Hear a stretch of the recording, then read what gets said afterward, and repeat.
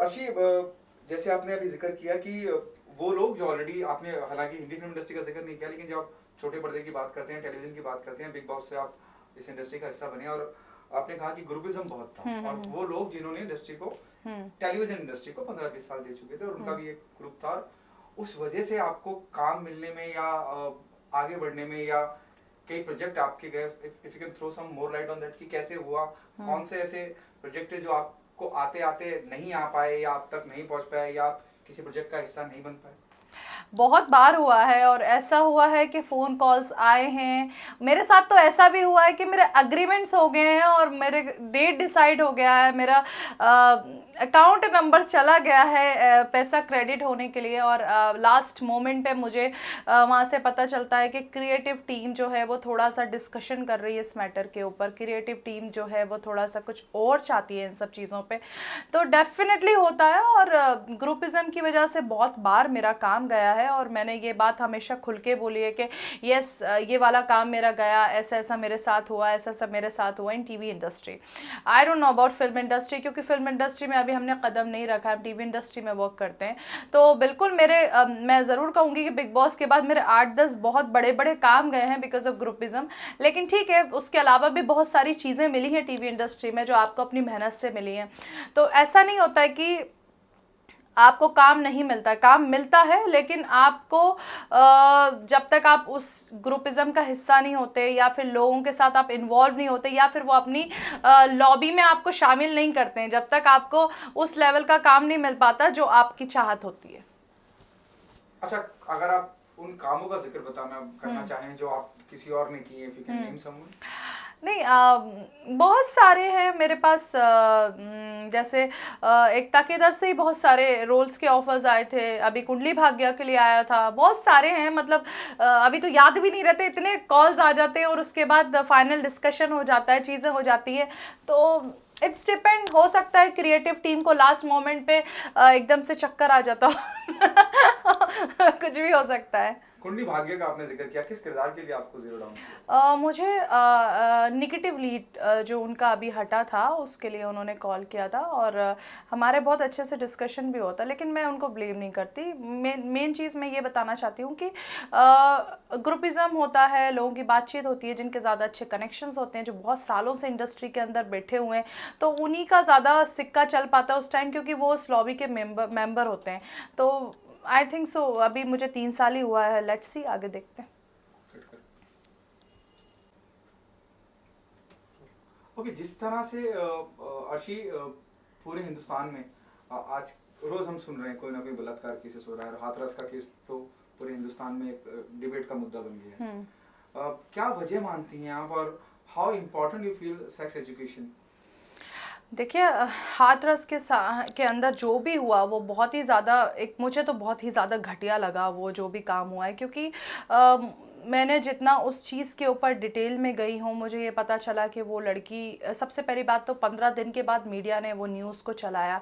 उससे पहले वो लड़की का जो भी गैंग रेप हुआ उसको कन्वर्ट कर दिया कि वो तो लड़ाई झगड़ा हुआ था। फिर ये बोला गया कि वो बड़े गंदे तरीके से उसके कैरेक्टर के ऊपर सवाल उठा रहे हैं कि उसका, उस जो भी विक्टिम था जिसके साथ उसका रिलेशन था, वो खेत में पाई गई, जो भी चीज़ें की हैं। तो मेरा सिर्फ यही कहना है कि देखिए, हर लड़की हिंदुस्तान की बेटी होती है, चाहे वो निर्भया हो, जो भी है। बिकॉज़ आप निर्भया के केस में सारा मीडिया आ गया था, सबने आकर बहुत अच्छे से सपोर्ट किया वहाँ पर।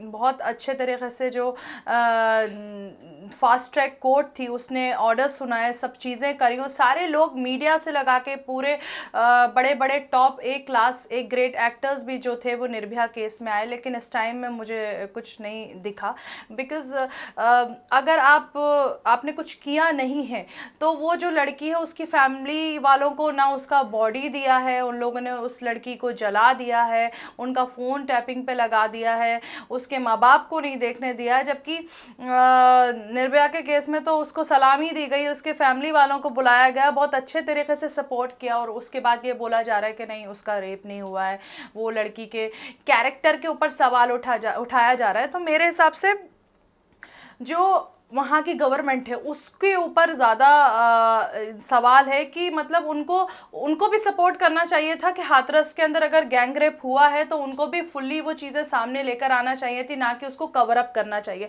बिकॉज अगर आप ऐसा करते हैं तो आगे जो जनरेशन है, जो लोग हैं, वो यही सोचेंगे कि ठीक है हो गया, रेप हो गया, लेकिन कुछ होता तो है नहीं ना।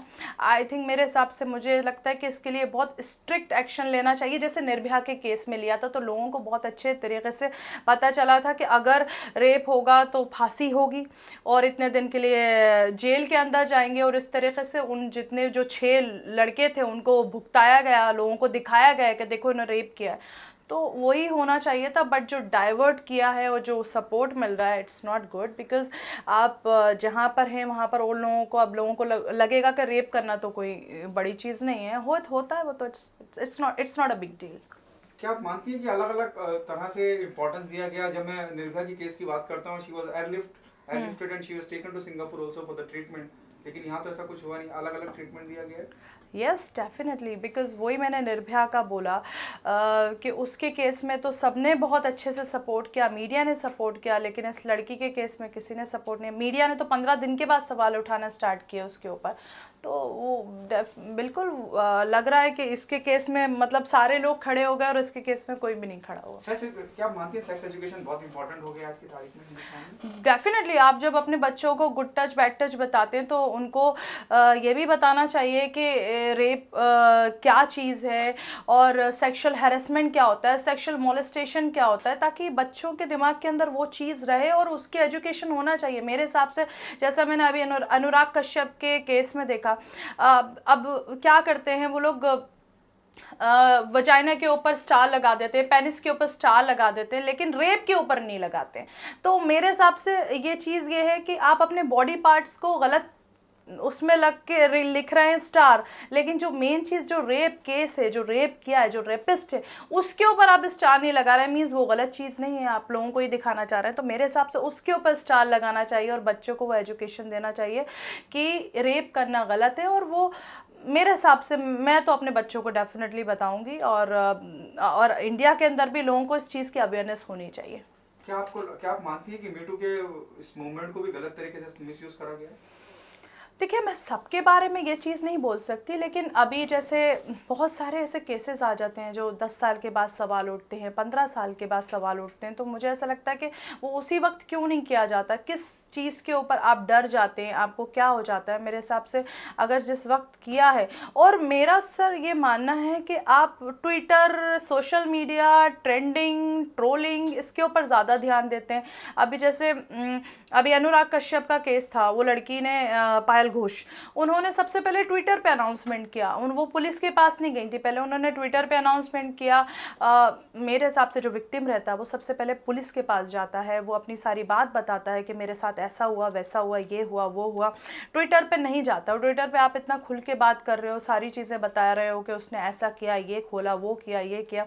तो ये सब चीज़ें मतलब मैंने भी बहुत सारे ऐसे लोगों को देखा हुआ है जो ये सब बातें बताने में काफ़ी डरते हैं। उनको लगता है कि पता नहीं क्या हुआ है, कैसे बताएंगे, लेकिन वो ट्विटर के ऊपर खुलेआम बताया जा रहा है। तो it's not a good thing. मेरे हिसाब से सबसे पहले पुलिस के पास जाना चाहिए, अगर आपके साथ हुआ है तो वो तो उसका पूरा इन्वेस्टिगेशन होगा। क्या आपको नहीं लगता कि अब करंट सिनारियो में कहीं बॉलीवुड भी बहुत दबा है, जिस तरह से खुल के बोलना चाहिए या अपनी बेबाकी से बात रखनी चाहिए, वो रख नहीं पा रहा है? मैं निर्भया का फिर जिक्र करूंगा।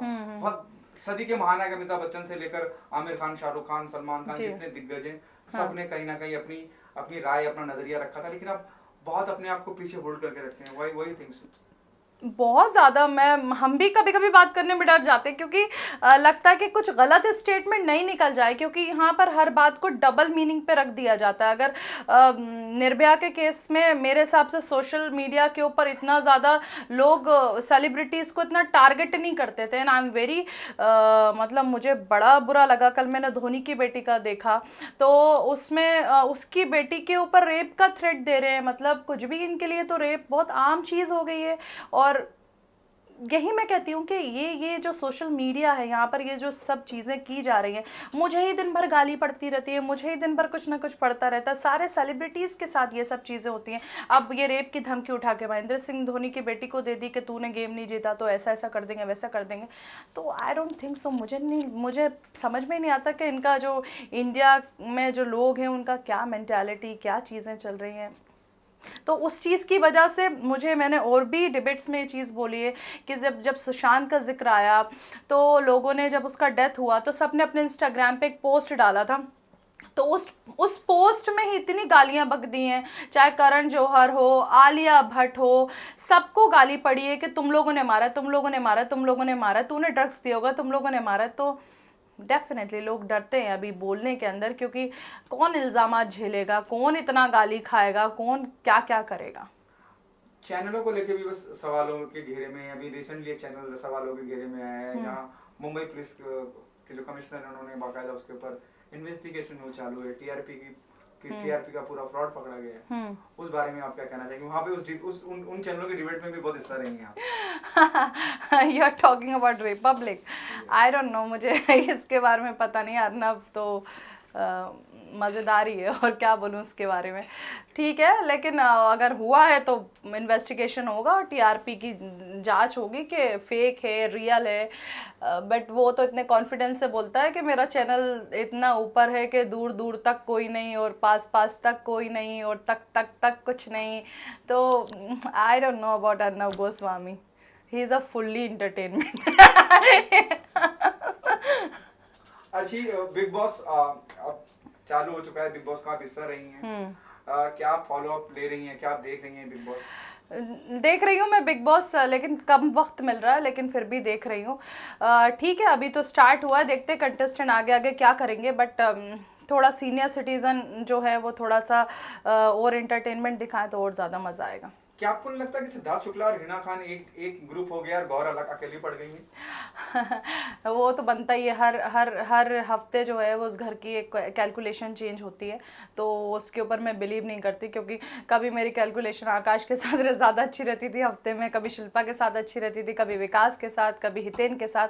तो वो घर की ये चलती है, वो चलता है, इतना बिग डील नहीं है वो। उनके जो इंसिडेंट हुआ था, मतलब it was not that pleasant और गुड इंसिडेंट, जो गौहर को चाटा किसी फैन ने मारा था लॉन्ग बैक, उसको कल उसी की मौकरी करी, उसी का मजाक उड़ाया हिना ने और सिद्धार्थ शुक्ला ने। उस बारे में क्या कहना चाहेंगे आप? It happened yesterday. मुझे बस यही चीज़ बुरी लगती है, किसी की चीज़ पे पर्सनल अटैक नहीं करना चाहिए, और वो चलता है, वहाँ पर करते हैं पर्सनल अटैक, और वो लोग करते हैं, उन लोगों की आदत है। वो पब्लिक पसंद भी करती है, कुछ नहीं कर सकते, क्योंकि पब्लिक को ऐसी चीज़ें पसंद आती हैं। Whom do you see as a love angle, you know, जिनका लव एंगल अच्छा रहेगा? पवित्रा और राहुल वैद्य, और पवित्रा और तंबोली। तंबोली की तो आवाज़ मुझे समझ में नहीं आती, बट आई लाइक रुबीना अच्छी लगती है मुझे। जैस्मीन बहुत क्राइंग बेबी लगती है, और रोती रहती है। लेट्स सी, अभी मुझे इतना ज़्यादा पता नहीं है इन लोगों के बारे में, अभी तो एक हफ्ता ही हुआ है। एक हफ्ते में, आप 3 हफ्ते के बाद ज़रूर मैं डिसाइड कर सकती हूँ किसके साथ क्या हो सकता है, क्योंकि फर्स्ट हफ्ते में मुझे खुद ही नहीं पता था कि कौन मेरा अपना बनेगा, कौन मेरा पराया बनेगा। अर्शी, आगे क्या प्लान है आपका? जैसे मैं मेघता की बात करता हूँ, नेगेटिव किरदारों के लिए जैसे आपको उन्होंने बात की है, डिस्कशन रहा, क्या हम देख सकते हैं किसी बड़े मेगा डेली सोप में आपको? हाँ, मेरे अभी चैनल पे रिलीज़ होने वाले शोज़, वो मैं सबसे पहले आपको ही बताऊंगी, मैं आपको बुलाऊंगी प्रेस कॉन्फ्रेंस में, और जैसे ही प्रोमो स्टार्ट हो जाएगा सबसे पहले आपको ही भेजने वाली हूँ। प्लीज लेट अस नो किस चैनल पे, कलर्स पे, स्टार पे, किस पे? अभी चैनल जो है वो हम बता नहीं सकते, क्योंकि प्रोमो जिस दिन आएगा उस दिन आपको पता चल जाएगा, लेकिन अभी डेट है, आई थिंक 17-18 को आएगा। क्या हम एक और नागिन देखेंगे? मैं तो रियल जिंदगी में नागिन हूँ। मुझे नागिन बनने की जरूरत नहीं है। Thank you so much. Thank you.